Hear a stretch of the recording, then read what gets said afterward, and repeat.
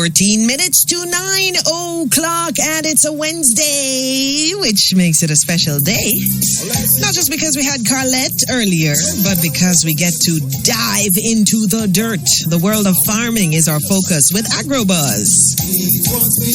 Now, as we continue to celebrate National Farmers Month, this week we turn the spotlight on one of our farmers who's been making significant strides in farming. Joining us today to talk about her journey is Mrs.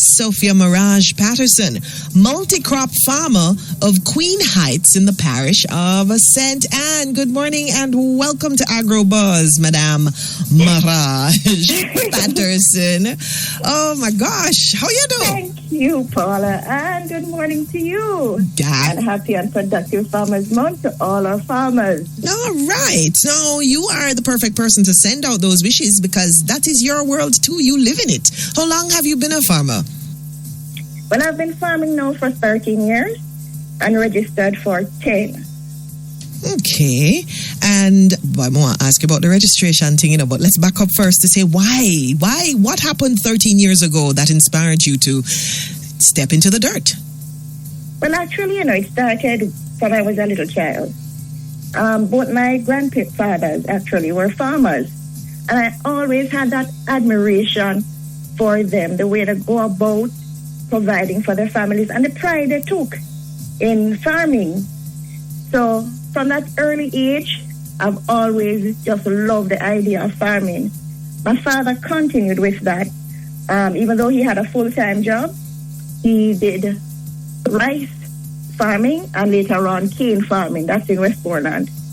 So I had grew up with that legacy and it had never left me. At an early age of 10 years, I started a little backyard farming with my little tomato, my little onion, scallion, and thyme. And I continued from there.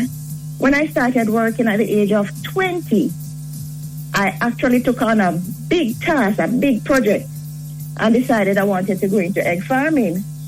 I actually very ambitious, bought 200 layers. 200 chicken? 200 layers. You won. Didn't have a clue as to what I was getting into. And what even made it more challenging, I was actually living in St. Anne at the time, and the farm was in Westmoreland. So how you and the fowl them manage? Well, my grandmother was the one who was overseeing the entire project, but she was up in age, and then she had a little accident. She fell and broke her leg. Things just went downhill from there. But it's something that I've always loved. And throughout the years, I still maintain and try to do farming in some way or the other. Okay. Tried plantains and banana, but my job was very demanding. So after a few years, I had to just, discontinue really. I thought I just ignored it for a while. So what are the crops? What are the crops that you're focusing on now? All right. Currently, I have yams, I have sweet potatoes, and dasheen. Not even a little one planting still inside there. That's my point. Those are my main crops. Okay. And in between, I plant like corn, peas, and cocoa, other stuff. Okay. But the main focus right now is really on the yams, the dasheen, and the sweet potatoes. What has the experience been like with those root crops? Very interesting, highs and lows. I remember when I started out with the yams, yellow yam in particular. I had got the land plowed, had to get it re-plowed because it was too hard to work. And I had experienced yam farmers from Alps in Trelawney, Trelawney yam farmers, and Clarendon. And they had a difficulty making the hills. Because your ground's so tough? It's tough. It used to be a pasture, cow pasture. Mm-hmm. So over the years, trodden down, it became very, very tough. Okay. So what I had to do eventually, got it plowed twice, still didn't work. I actually had, they have a saying, necessity is the mother of invention. I had to get a backhoe to dig trenches and make the banks. And they are beautiful right now. Oh, wow. Okay. You mentioned this at the start, and I'm curious that you were a farmer for a while and then you became a registered farmer. What's the experience? What's the difference in experience, unregistered versus registered? All right, so basically, unregistered, you're doing your own thing. You're out there. Yes, you'll have support probably from friends and family members. But when you become a registered farmer with RADA, then you have the full support of the team, the RADA team. I have an excellent representative, and I have very good support from the parish level also.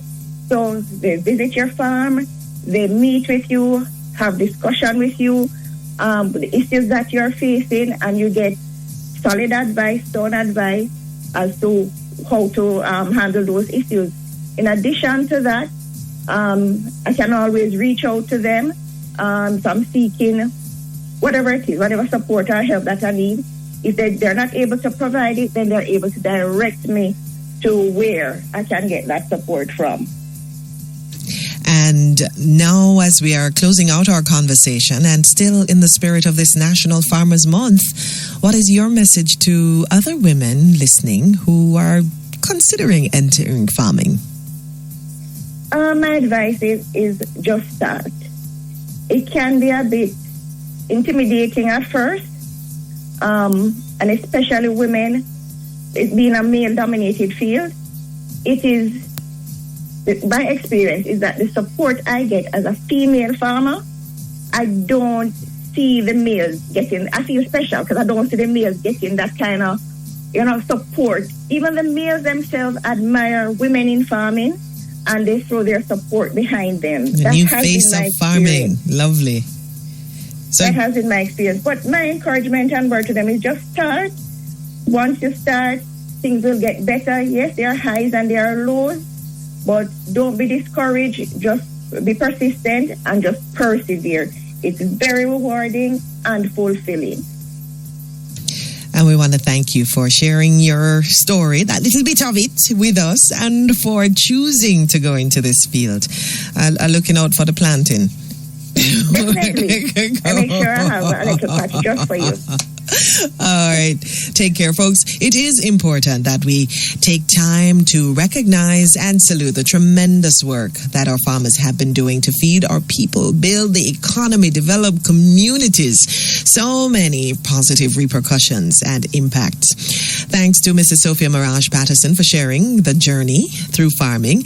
And, did you know that about 32% of the registered farmers in Jamaica are women? That's about 73,300 women in farming. Every possible area, from crop production, livestock, agro-processing, and so many more areas. So this National Farmers Month, let's remember to celebrate our women who are in farming. You know how we do. Don't forget to follow the Ministry of Agriculture and Fisheries on Facebook at Ministry of Agriculture and Fisheries. Check them out on Twitter and Instagram at MOAFJM, and check us out next week for AgroBuzz.